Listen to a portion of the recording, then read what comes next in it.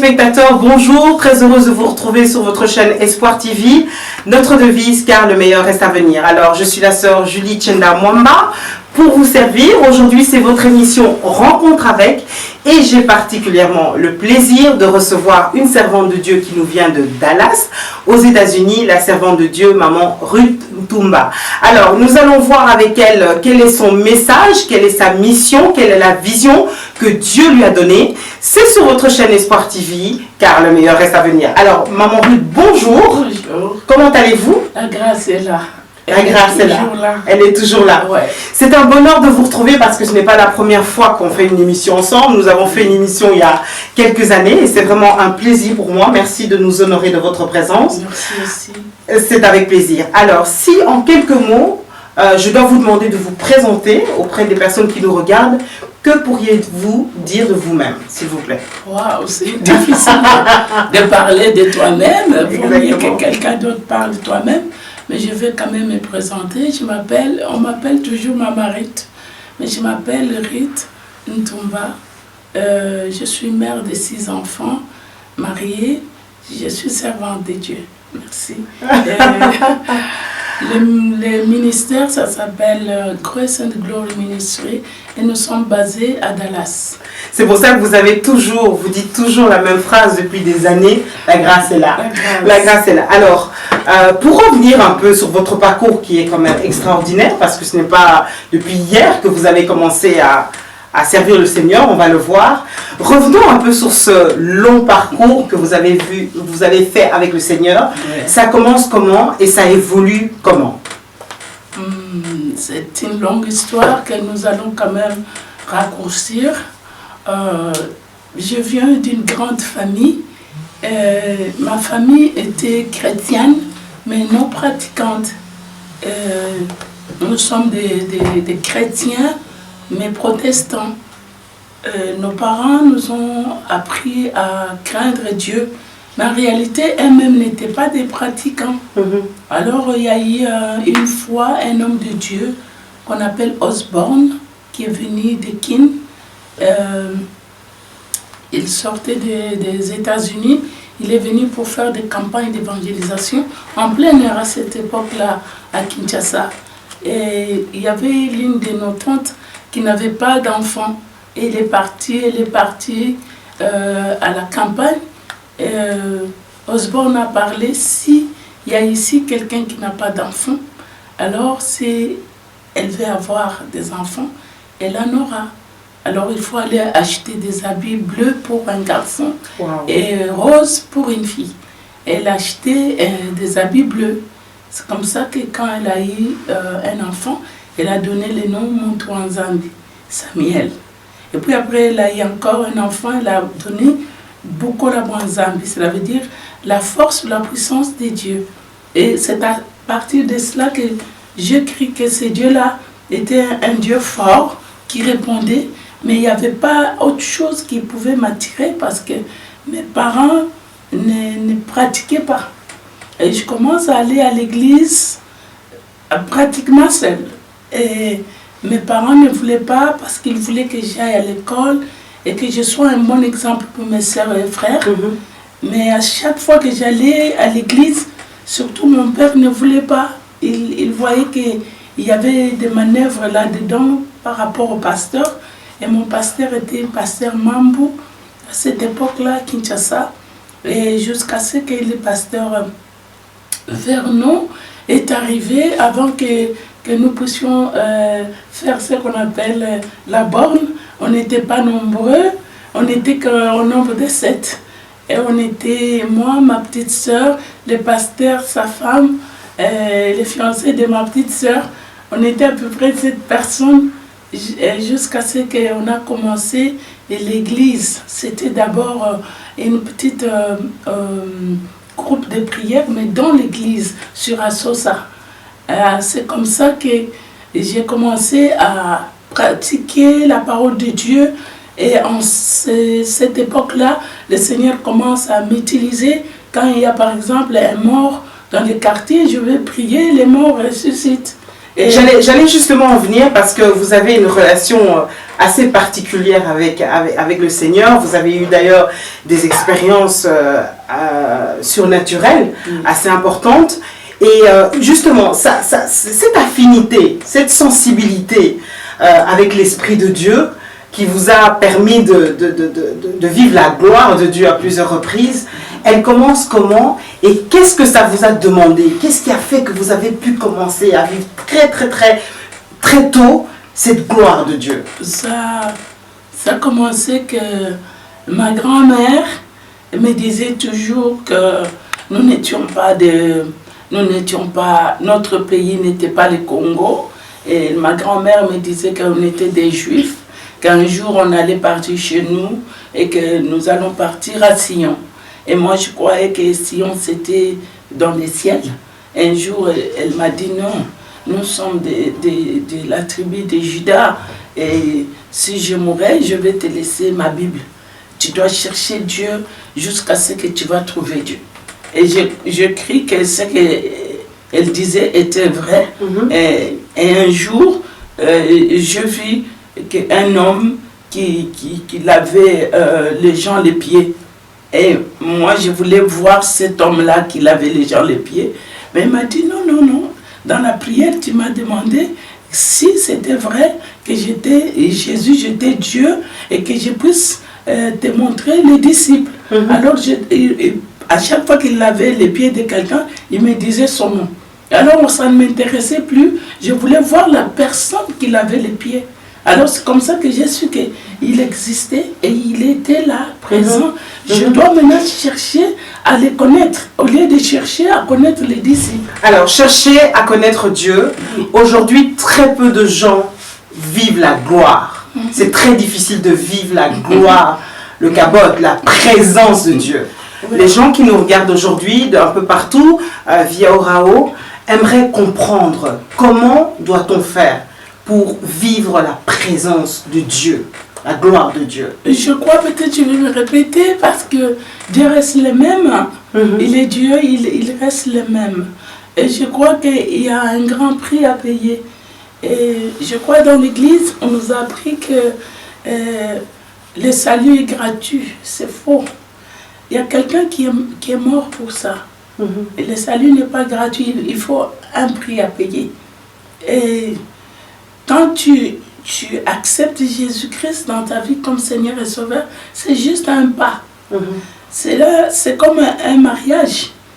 Quand tu te maries, cela ne veut pas dire que tu vas comprendre le mariage tout de suite. Tu vas le comprendre au fur et à mesure que vous restez ensemble avec la personne. Et moi, je veux te dire que je vais prendre quelque chose qui est trop simple. Nous voyons l'histoire de Moïse. Moïse dit à Dieu, quand ils arrivent quelque part, je crois dans Exode 30, il dit, je veux voir ta gloire. Et pourtant Moïse, la Bible nous dit qu'il n'y a pas un homme qui a vu de telles choses, de telles manifestations comme Moïse. Donc la gloire et la manifestation de la gloire sont des choses différentes.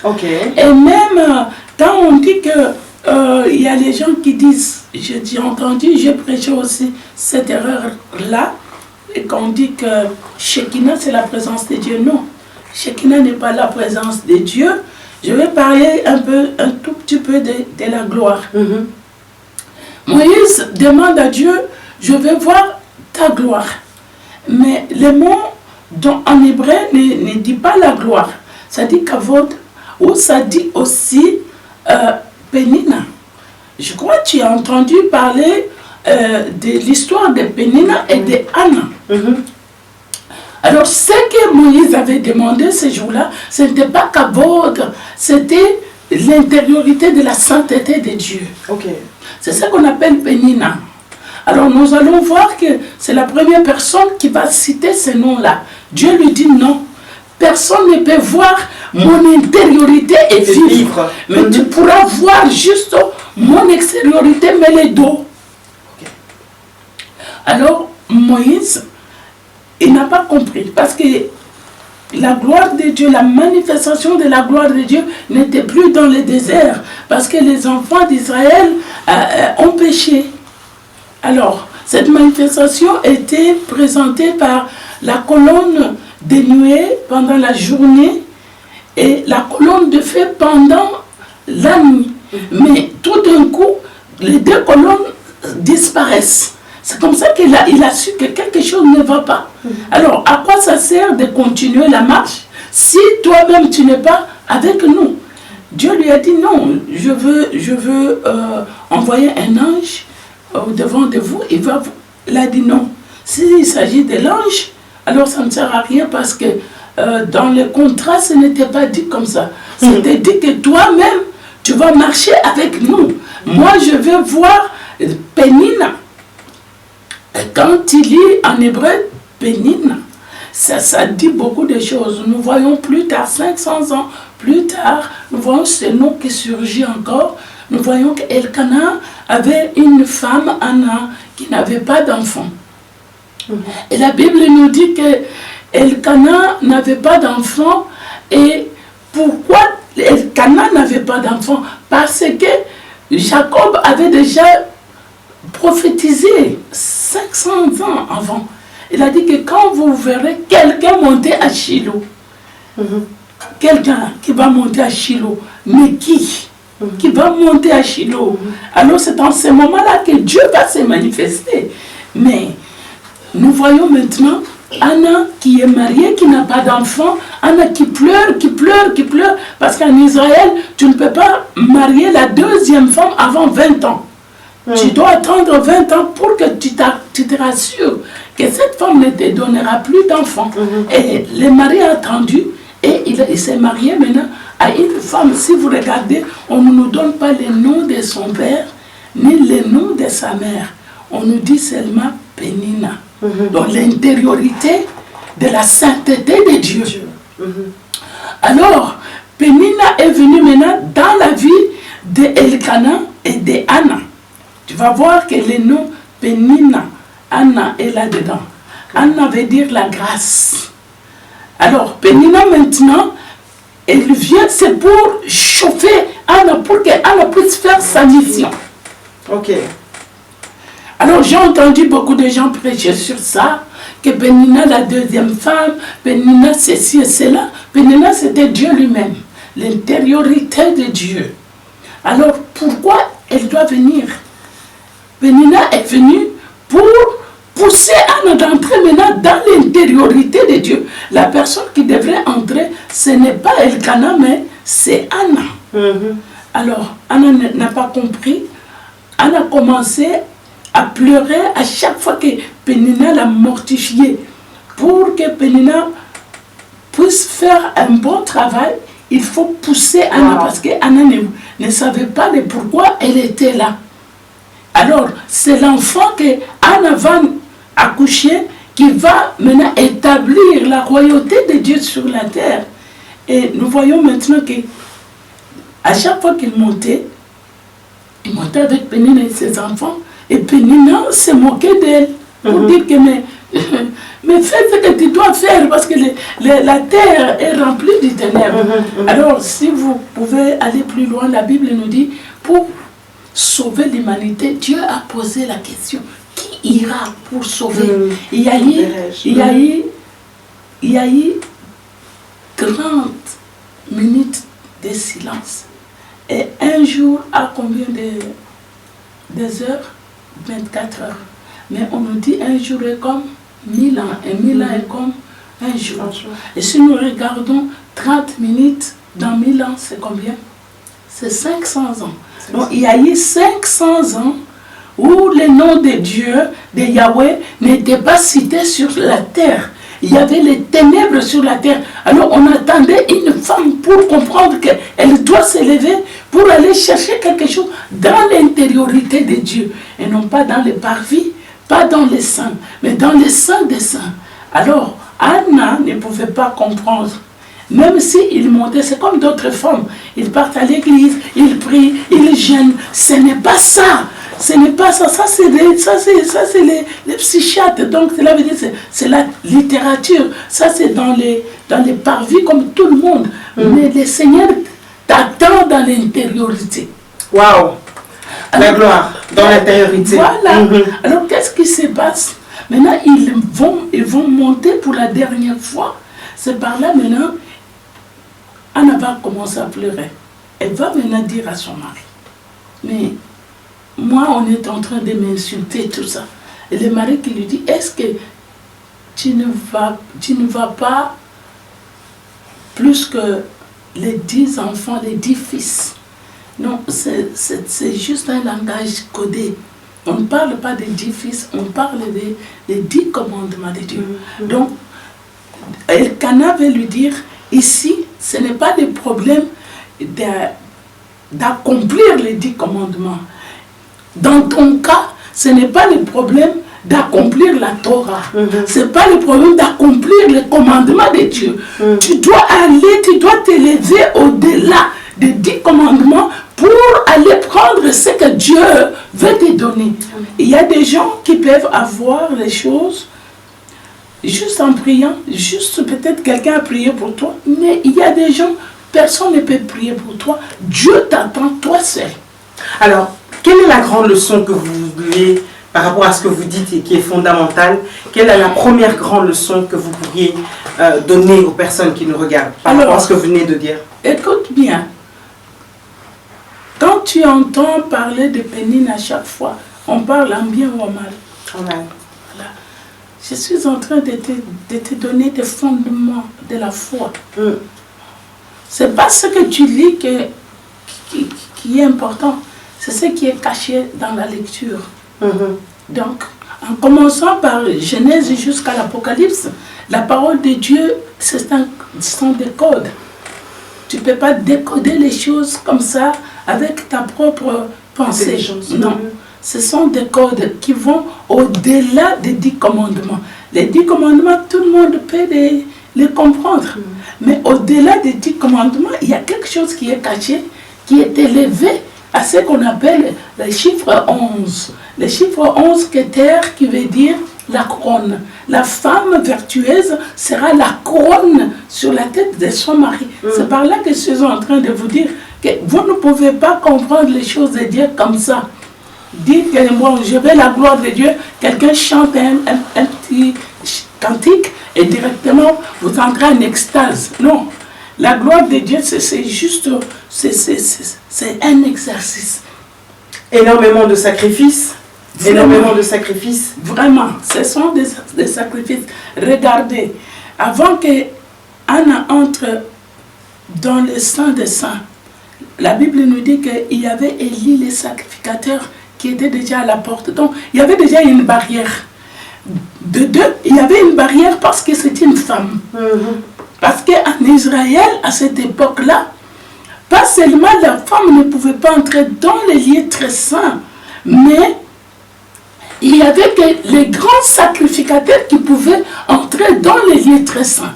Mais quand Anna va dépasser d'abord, il va dépasser les sacrificateurs Élie, il va dépasser les saints, il va entrer dans les saints des saints. C'est la première femme qui entre dans l'intériorité de la sainteté de Dieu. Aucune autre femme. Et avant, les gens priaient couchés. Quand Élie a regardé, elle a dit, mais c'est comme si elle est ivre. Donc, elle était en train de tituber. C'est comme ça que vous voyez au mur des lamentations, les Juifs debout, en train de prier, en se balançant. C'est Anne qui a donné cette forme de prière. Parce que quand tu es dans la royauté, tu ne peux pas prier couché. Tu dois prier parce que la royauté, quand elle vient, elle doit te trouver debout. Wow. C'est comme ça qu'Anna, quand elle est entrée pour chercher la royauté. Elle ne pouvait pas se mettre ni par terre, ni à genoux. Elle devrait être debout. C'est comme ça qu'elle est titubée dans la présence de Dieu. Et c'était fort pour elle, pour prendre Samuel, parce que Samuel était là-bas. Il fallait prendre l'âme de Samuel et sortir avec ça pour que Samuel puisse faire quoi? Puisse maintenant établir la royauté de Dieu. Donc, ce ce sont des grands prix. Donc, tu ne peux pas te lever le matin. Tu dis, bon, à cause d'un tel cantique, tu entres dans la présence de Dieu. Non, il y a des barrières, il y a beaucoup de choses même qui vont faire que tu n'entres pas. Mais quand tu es préparé, tu es décidé pour passer des heures et on va faire plusieurs émissions parce qu'il y a tellement de choses à dire. On va continuer un peu dans le parcours. Donc, à ce moment-là, Dieu vous utilise déjà. Il y a des résurrections. Plus loin encore, comment vous quittez à un moment donné le Congo et vous arrivez aux États-Unis. Ouais. Et qu'est-ce qui se passe à ce moment-là? Ça, c'est une grande question. Donc, on était d'abord au Shabbat. Il y a eu la guerre. Et cette guerre, on tuait les Balouba à cette époque-là. Et c'est comme ça qu'on s'est retrouvés plus tard à Kinshasa. Donc, ma marraine, qui était partie avec mes 2 enfants, et moi j'étais restée avec 2 autres enfants. À ce moment-là, vous savez déjà que vous êtes consacré, que Dieu vous a choisi? Oui, je savais, parce que depuis mon enfance, j'étais différente de tous mes frères et toutes mes soeurs. Et je crois même que la plupart étaient déjà ici en Europe, et les autres peut-être aux États-Unis.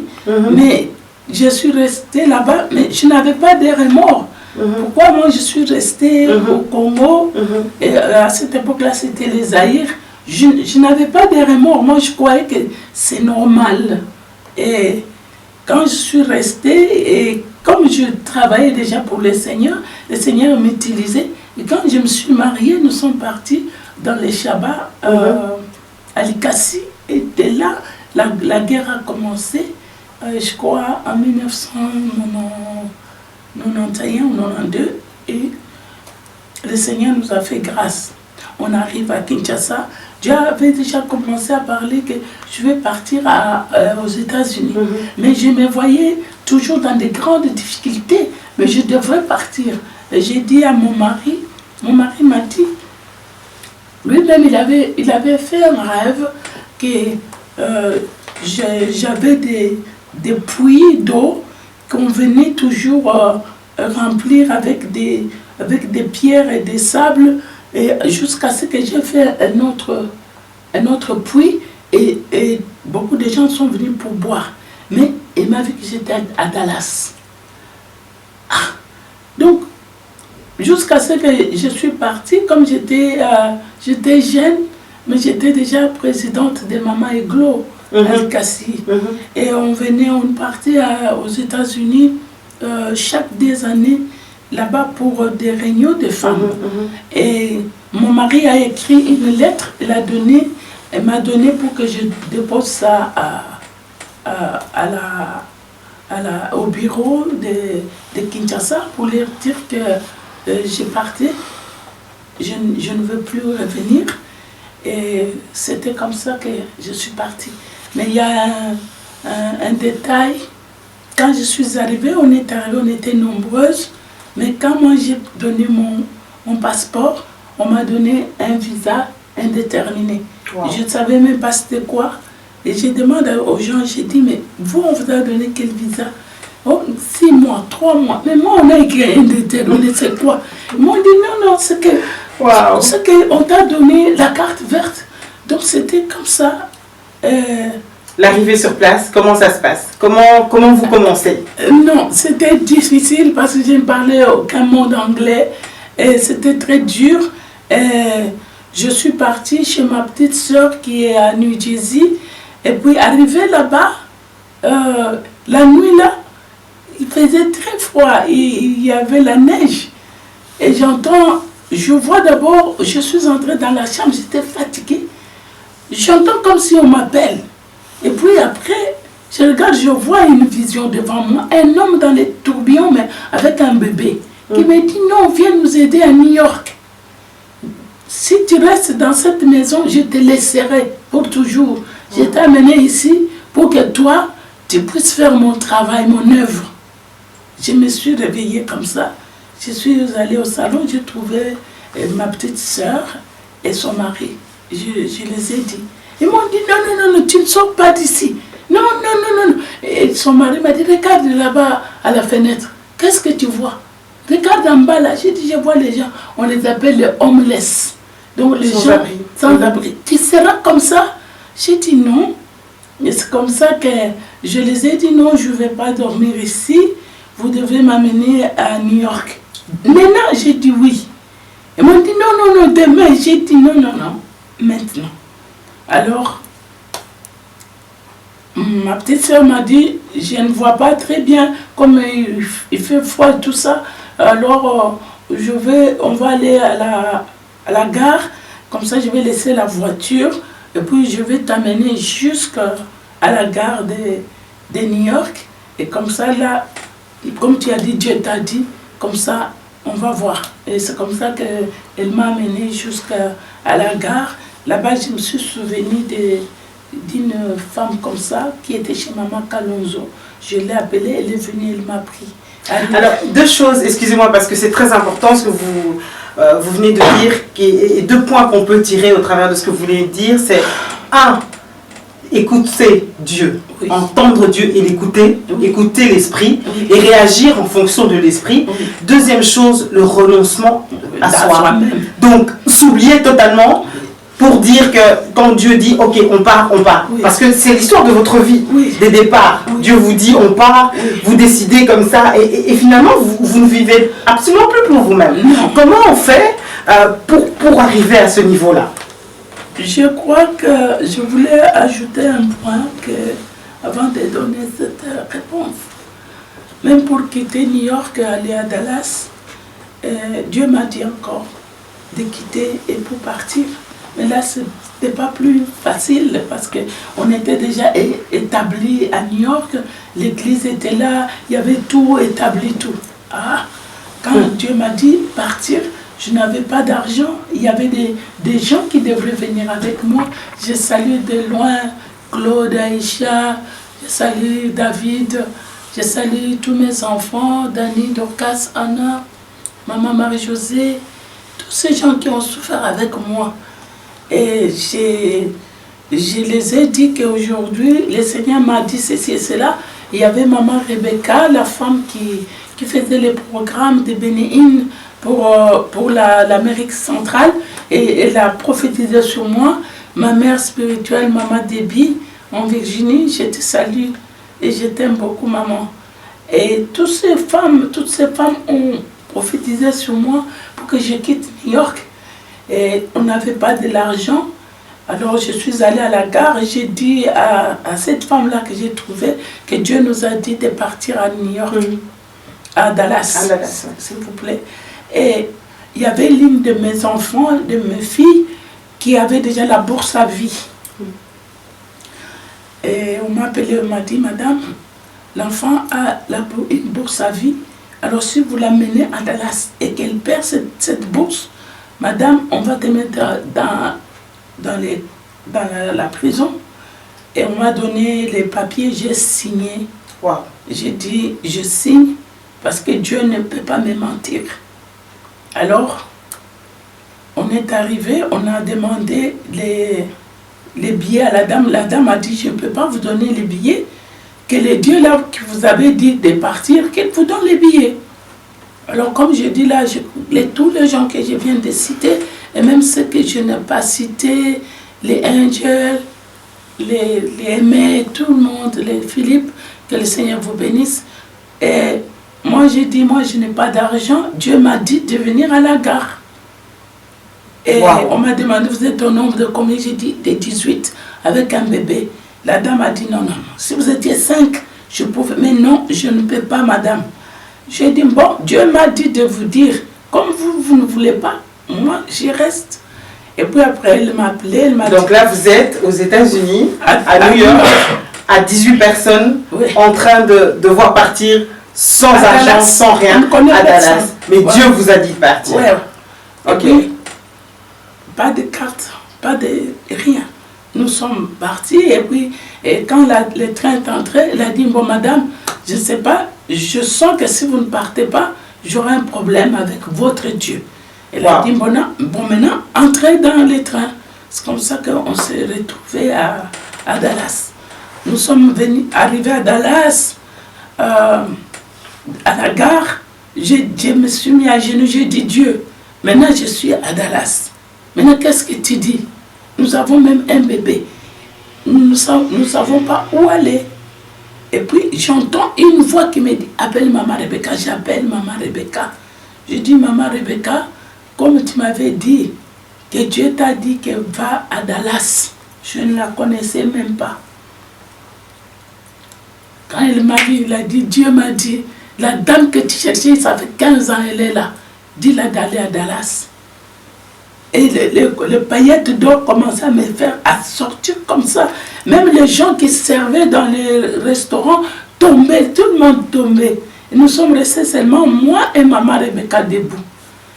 Et Maman Rebecca m'a dit, ce que Dieu t'a donné, c'est pas pour toi, c'est pas pour le Congo, mais c'est pour toutes les nations. Moi, j'ai dit, mais qu'est-ce que Dieu m'a donné? Moi, je souffre beaucoup. Il m'a dit, non, non, non, non, pas ça, pas ça, pas ça. Parlons de la gloire. Ici, tu portes la gloire, n'est-ce pas? J'ai dit oui. Mais tu as beaucoup d'anges tout autour de toi avec des chauffards. Mais est-ce que Dieu ne t'avait pas parlé? J'ai dit, j'ai vu ça à la prière, là on est parti en Virginie, à Ashland. Mais l'ange qui me parlait m'a dit, dis à tous ces anges-là des blocs, de sonner les chauffards. Mais moi j'hésitais. Là, il dit non, tout le monde t'attend. Et je me suis réveillée. Alors ce jour-là, Maman Rebecca qui me dit, je l'appelle, j'ai dit, Maman Rebecca, je suis maintenant avec tout le monde ici. Nous ne savons pas où aller. Elle a dit, oh, il ne faut pas, calme-toi. Il y a des gens qui vont venir vous chercher tout de suite. Moi, je suis en Argentine, comme tu m'appelles là. J'ai dit, Argentine? Elle dit, non. Il y a quelqu'un qui veut. Et puis après, on a vu des voitures, des gens qui sont venus nous prendre et nous ont dit, vous ne pouvez pas rester, vous tous, dans une même place. Maman Ruth, ça c'est quand même un niveau de foi supérieur. Je veux dire, c'est pas le quotidien de tout le monde. Non. Comment on arrive à supporter ça, parce que vous avez été critiqué. Vous avez été critiqué, vous avez été traité d'irresponsable, vous avez été critiqué, on a dit plein de choses sur vous, justement, par rapport aux expériences surnaturelles. Comment on vit ça? Comment la première des choses, c'est nous voyons qu'à la résurrection de Christ, il y avait deux disciples qui étaient en train de rentrer à l'Emmaüs. Alors, ils étaient tristes parce qu'ils voyaient que tout ce que Jésus avait dit était faux. Alors, il a dit il va ressusciter le 3e jour. Il n'est pas ressuscité, il va faire ceci. Alors, Jésus est venu au milieu d'eux. Pourquoi vous êtes tristes? Et ces gens-là, ils ont dit, mais pourquoi tu nous poses cette question? Comme si tu es le seul qui ne comprend pas ce qui se passe ici à Jérusalem. On a tué un prophète qui était puissant dans la parole, tout ça. Jésus commençait à les parler. Jusqu'à ce qu'ils arrivent à l'Emmaüs, il fait semblant pour passer. Ces gens-là, ils ont dit non, entre, viens manger avec nous. Et quand il a pris les pains, il a prié, il a brisé. C'est dans ce moment-là que leurs yeux se sont ouverts. Il n'y a que dans les brisements qu'on peut voir Christ. Il n'y a que dans les brisements. Les brisements, c'est quoi? Les brisements, c'est un cadeau, un don que Dieu te donne. À toi de prendre ou pas. C'est dans les brisements qu'on peut voir Dieu. Et la Bible nous dit, l'humilité précède la gloire. L'humilité, ce n'est pas quelque chose que tu peux fabriquer. C'est quelque chose que Dieu te donne.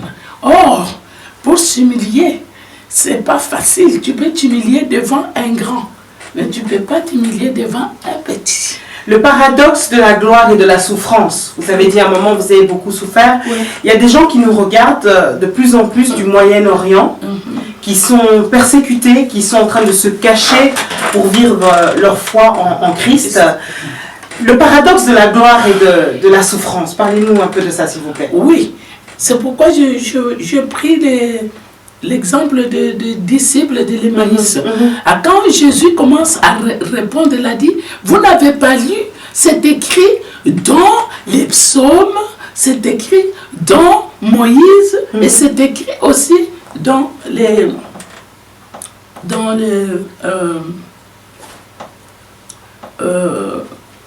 la Torah que Christ, avant d'entrer dans la gloire, il doit souffrir. Il n'y a pas de gloire sans souffrance. Tous les évangélistes, les pasteurs, tous ceux qui prêchent autre chose, prêchent les mensonges. Prêchent les mensonges. Vous allez voir, à un certain moment, on ne savait pas qui est qui parce que tout le monde veut la gloire. Alors, pour avoir la gloire, les gens commencent à faire des choses, aller toucher à la magie, aller toucher ici. La gloire, ça marche toujours avec la souffrance. Ça ne peut pas, il n'y a pas un autre moyen, il n'y a pas un autre chemin. Christ a répondu, il a dit, ne savez-vous pas que Christ devrait souffrir avant d'entrer dans sa gloire? Donc, il n'y a pas un chemin que cela. Entrons dans le vif du sujet, le message. Ouais. Donc, pendant des années, vous êtes à Dallas, vous servez Dieu, vous êtes pasteur. Oui. Et puis, à un moment donné, il y a eu un shift, on peut dire un 360 degrés. Vous devenez, on peut dire rabbin. Est-ce qu'on peut dire, je peux dire rabbin ou pas? Bon, il y a ceux qui m'appellent rabbin, les rabbins eux-mêmes. Il y a ceux qui m'appellent femme de Dieu. Mais vous devenez messianique. Oui. Alors, ce qui est extraordinaire, c'est qu'en tant que pasteur, il s'est passé des choses extraordinaires. Vous avez servi le Seigneur puissamment. Il y a eu des expériences, comme je l'ai dit tout à l'heure, surnaturelles. Donc, on ne peut pas dire que vous avez été faux. Voilà. Ou que vous avez perdu du temps ou que vous étiez dans l'erreur. Ouais. Mais pourtant, encore une fois, le Seigneur vous parle, Dieu vous parle, et vous dites non, maintenant c'est autre chose. Alors, parlez-nous de cette transition. Et expliquez-nous, vous allez un peu nous expliquer de quoi il s'agit. Oui. Vous savez, la Bible nous dit à la foi, il faut ajouter la connaissance. À la connaissance, les vertus. Alors, je vais parler un peu de vertus. Je vais parler de quelque chose rapidement. Vous savez, la foi, d'abord, la foi c'est quoi? À la fois, il faut ajouter la science. Et la science, c'est quoi? Vous savez, il y a des choses que parfois, on ne connaît pas, mais on veut parler de ça.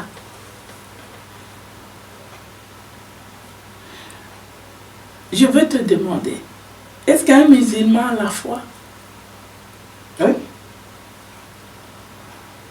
Est-ce qu'un païen a la foi? Il a la foi qu'il ne croit pas. Ça, en tout cas... Oui. Non. La foi a été donnée à chaque homme. La foi, c'est ce qui fait vivre l'homme. Je vais te donner un exemple de quelqu'un qui est un cultivateur. Il sait qu'il y a une saison comme ça, une saison pour planter. Mais en réalité, quand il plante aussi, il ne sait pas si ça va aussi germer ou pas. Parce qu'il y a aussi des intempéries, des choses qui peuvent aussi intercaler. Donc, il a la foi quand il est en train de s'aimer. C'est la foi qui fait que cette personne s'aime.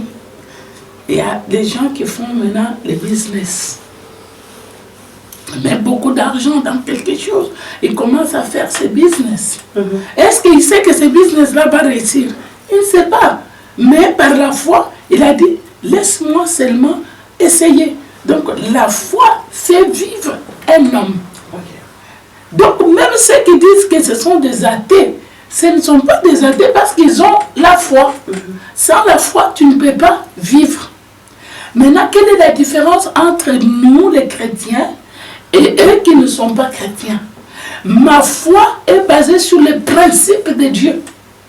Mais leur foi aussi est basée sur leurs principes et ce qu'ils croient. Moi, je ne sais pas. Chaque homme a été créé avec la foi. Sinon, je ne me marierai pas. Et personne ne sait pas que quand il va se marier, il aura un enfant avec une tête comme ça et les yeux comme ça. Donc, c'est par la foi que je me marie. Parce que je ne connais pas cet homme-là. de 30 ans, de 40 ans, je ne le connais pas, mais je lui dis que je t'aime. Et puis en plus, je vais avoir des enfants, mais tout ça c'est la foi. Vous voyez? Alors, Jésus dit dans le livre de Luc, chapitre 11, verset 52, il dit, vous-même, ceux qui veulent entrer, et vous ne leur pas donné les clés de la science. Jésus, c'est comme une caisse, hein, mais la clé est restée avec les Juifs. Il faut ouvrir. Il y a des codes, des Genèse jusqu'à l'Apocalypse, des premières lettres jusqu'à la dernière lettre. Ce sont des codes. Nous ne pouvons pas comprendre la parole de Dieu comme nous le voulons. La parole de Dieu s'interprète d'elle-même. Alors, comment j'ai switch, transféré, comme vous dites, de l'église au messianisme? En réalité, comment on appelle Christ en hébreu? On appelle comment Christ? Non. On appelle... Je vous laisse parler, je vous laisse parler. On appelle Mashiach. Donc, quand on appelle Mashiach, et puis nous, on a seulement traduit Messie, on n'a rien fait. On a essayé de traduire, mais on n'a pas traduit. Okay. Mashiach veut dire celui qui vient de l'huile ou de l'onction. Celui qui vient de l'onction, celui qui vient de l'huile. Donc c'est réducteur quand on l'appelle Christ? C'est réducteur? Mais Christ veut dire quoi? Veut dire rien. Veut dire rien. Parce que les mots ou les lettres en hébreu, ça explique toute chose. C'est comme ici la table. Je ne peux pas dire, en hébreu, ça ne s'appelle pas table. Ça s'appelle les serpents. Donc, comment tu t'assois à la table avec quelqu'un, comment tu vas manger avec quelqu'un, parce que c'est par là où on peut t'avoir ou pas.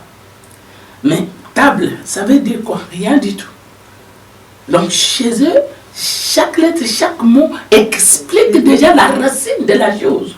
Donc, dire que messianique, c'est toujours en français.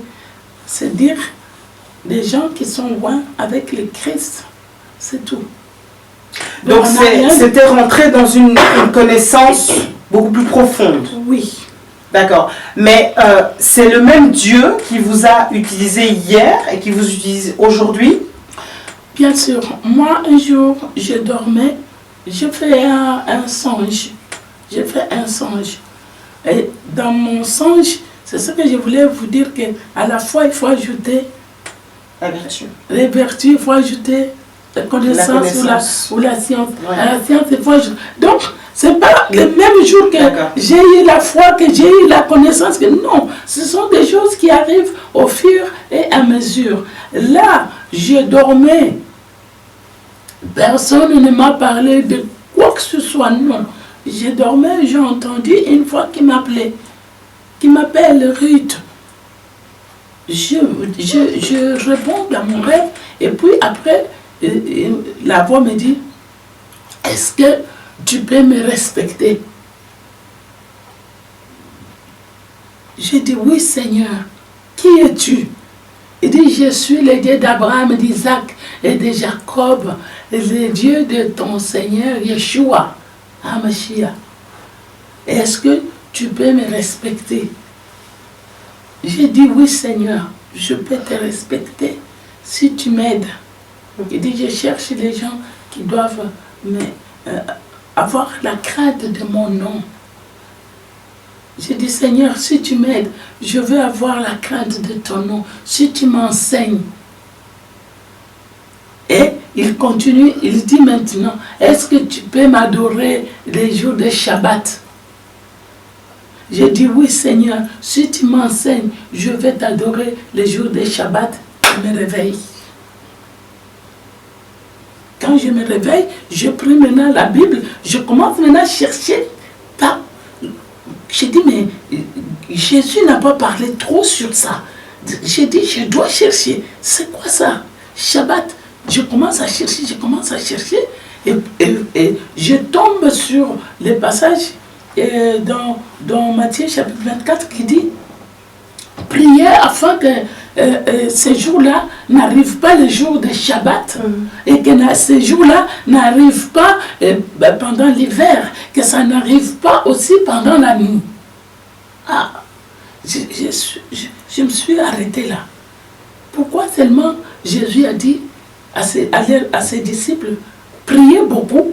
Parce que les disciples demandaient, mais comment on va savoir, quand est-ce que ça va arriver? Quels sont les signes, tout ça? Et Jésus répond, il dit, je vous dis, ça sera très très grave. Ça sera comme dans le temps de Noé. Les gens mariaient leurs enfants. Et ces jours-là, priaient pour que ça ne tombe pas les jours de Shabbat. Je suis resté calme. J'ai dit, ça ce n'est pas Pierre, ce n'est pas Jean, ce n'est pas quelqu'un d'autre. Et personne ne m'a prêché sur ça.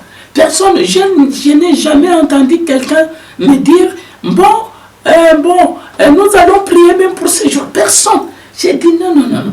Je dois d'abord moi-même savoir qu'est-ce que je suis devenu maintenant, qu'est-ce que je deviens. Je devenais de plus en plus quelqu'un à rejeter. Moi-même, je ne me comprenais pas. Et moi, je vais dire la vérité que je n'ai jamais eu le mal contre ces gens-là. Parce que moi-même, je ne me comprenais pas.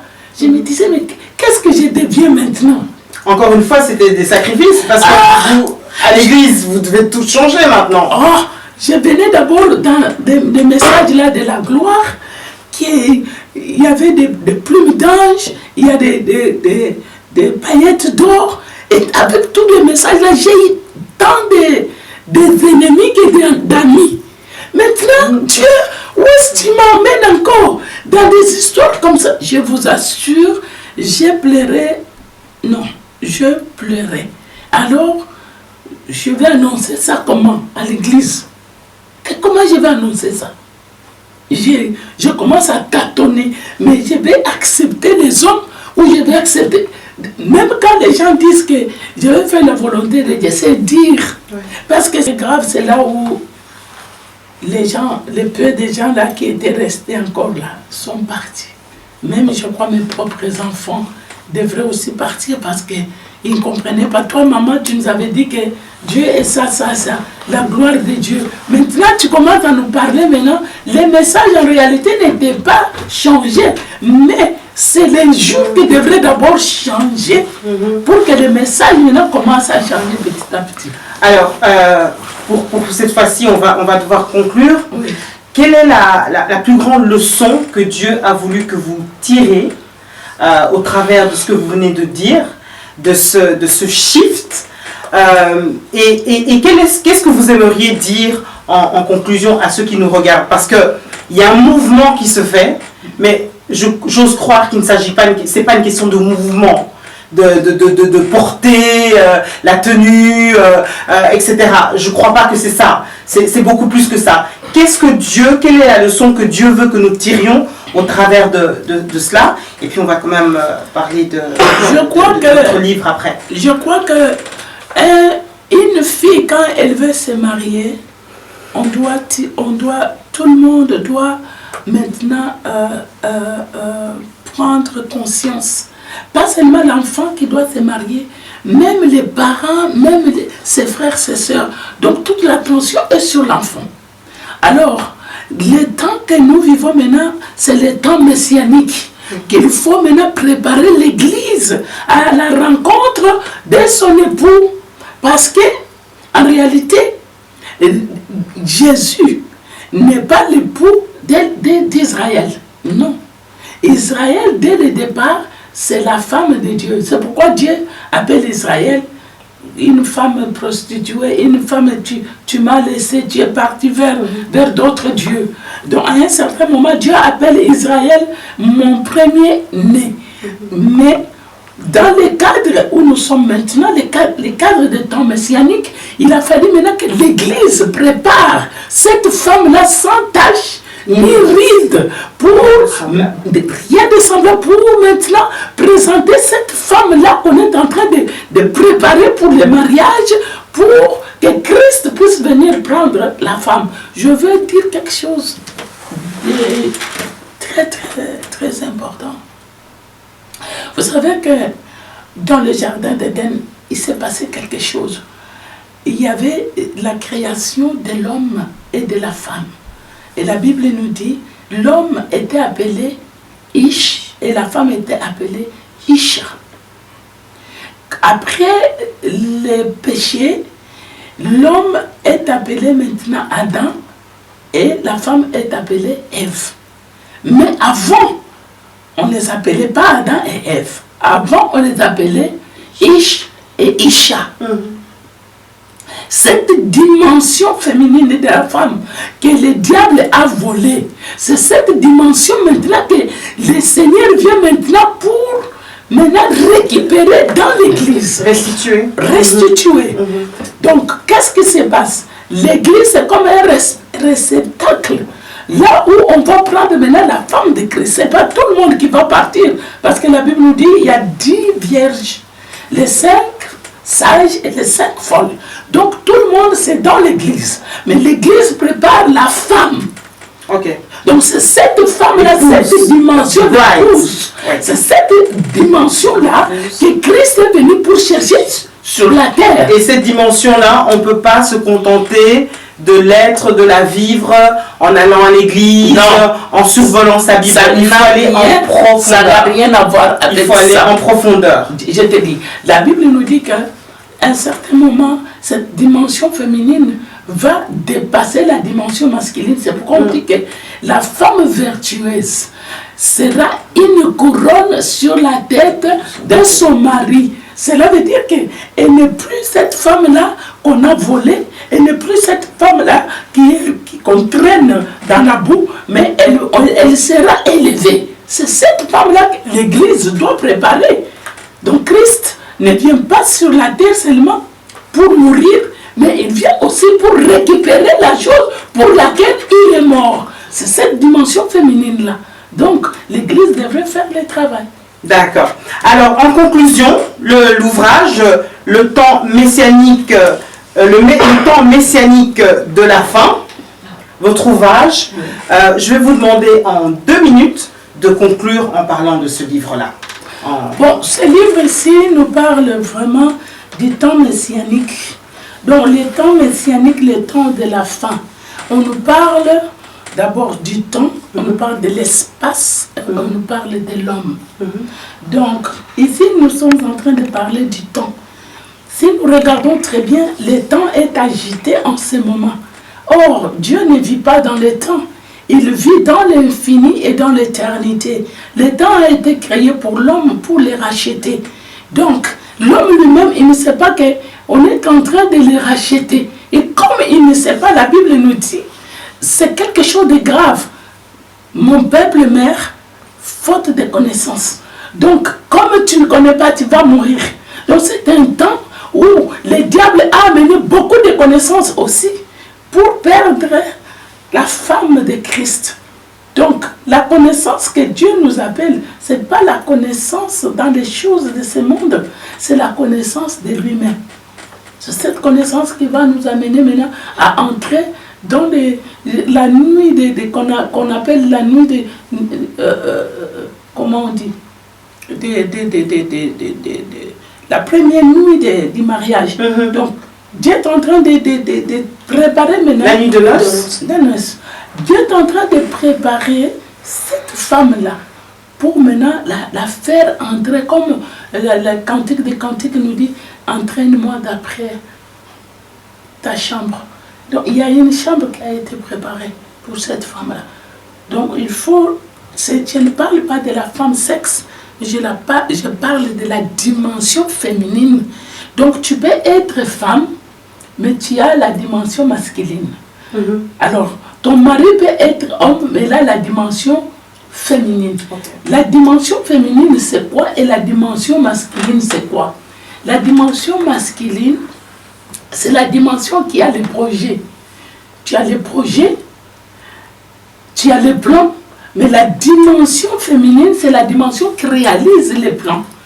Donc, il faut que les deux puissent se compléter. Et c'est lui qui a les projets, la dimension masculine, et c'est lui qui va réaliser maintenant, c'est la dimension féminine. C'est comme un homme qui a la sémence et qui doit la déposer dans la matrice de la femme. Et la femme va faire quoi? La femme va venir réaliser, va donner l'enfant. C'est comme dans la maison.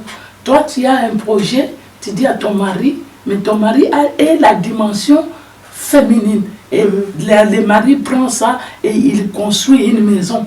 Donc, on ne parlera pas que c'est toi qui as construit. On parlera, c'est ton mari qui a construit, parce que c'est lui qui a amené maintenant le projet à la réalisation. Donc, cette dimension qui réalise les choses, c'est la dimension qu'on appelle féminine. En tout cas, merci beaucoup. La mission actuellement, c'est quoi? C'est parcourir le monde. Parcourir le monde et amener ces messages pour que cette dimension féminine puisse se réveiller pour réaliser le pourquoi il est sur la terre. Et la connaissance surtout. Je crois que c'est ça qui est... Vous savez, quand quelqu'un n'a pas cette connaissance, c'est connaître. La Bible nous dit que parce que tu as agi comme ça, je vais te rejeter, je vais rejeter aussi ta descendance. Donc, la connaissance, ce n'est pas quelque chose de petit. Tu sais, je vais dire quelque chose. On nous a toujours dit de faire une étude biblique. Mais l'étude biblique, ça ne se fait pas dans 30 minutes, 1 heure. L'étude biblique, c'est ça. Ça peut se faire, et Dieu créa les ciels et la terre, ça peut se faire dans 1 année. Waouh, waouh. Le mot de la fin, Maman Ruth, s'il vous plaît, aux personnes qui nous regardent. Je voulais vraiment lancer ce message pour dire que chaque homme et chaque femme dans ces lieux que nous sommes et ceux qui nous entendent, nous avons une mission. Il y a celui qui a la dimension masculine et il y a aussi celui qui a la dimension féminine.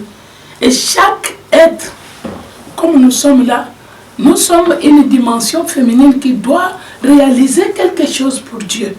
Et nous croyons que le Seigneur peut nous faire du bien pour que nous puissions aussi dire à quelqu'un d'autre qu'est-ce que Dieu t'a donné pour réaliser sur cette terre. Merci beaucoup, que Dieu vous bénisse, servant de Dieu. Alors en tout cas, c'est pas je vous tiens encore quelques temps là. On va refaire d'autres émissions parce qu'il y a beaucoup de choses à parler et surtout on va aborder plus en détail votre ouvrage. Donc le temps messianique de la fin. Vous pouvez vous le procurer tout simplement en regardant les coordonnées que vous voyez s'afficher, défiler sur votre écran. Donc n'hésitez pas à contacter la servante de Dieu donc aux 2 numéros que vous voyez s'afficher sur votre écran et également pour recevoir le bouquin. Vous pouvez vous le procurer. Il est au prix de... Oh, c'est un don. Ok. Mais nous voulons que chacun de nous puisse faire quelque chose, contribuer en commençant par 20 €. D'accord. Donc voilà. Donc si vous voulez vous procurer l'ouvrage, les 2 numéros qui s'affichent sur votre écran ou bien sûr les coordonnées d'Espoir TV. À très bientôt, servante de Dieu. Merci beaucoup. Merci d'avoir participé à cette émission. Merci. Voilà, le temps est imparti, le temps qui nous est imparti est largement écoulé. En tout cas, veuillez nous excuser, mais c'était important d'aller jusqu'au bout des choses. Je remercie bien sûr Bassi Magena, la technique pour la Hope Team, et je vous remercie vous qui nous regardez de partout, de plus en plus nombreux. En tout cas, ce qui est important à retenir de cette émission, c'est que nous sommes dans les temps de la fin, nous le savons, et il est vraiment temps de se préparer en tant qu'épouse du Seigneur. Se préparer comment? Eh bien, en acquérant de la connaissance, de la vertu, et surtout en essayant d'avoir la révélation de qui est Dieu vraiment. Je vous laisse avec cette pensée. À très bientôt. Bye bye. Que Dieu vous bénisse.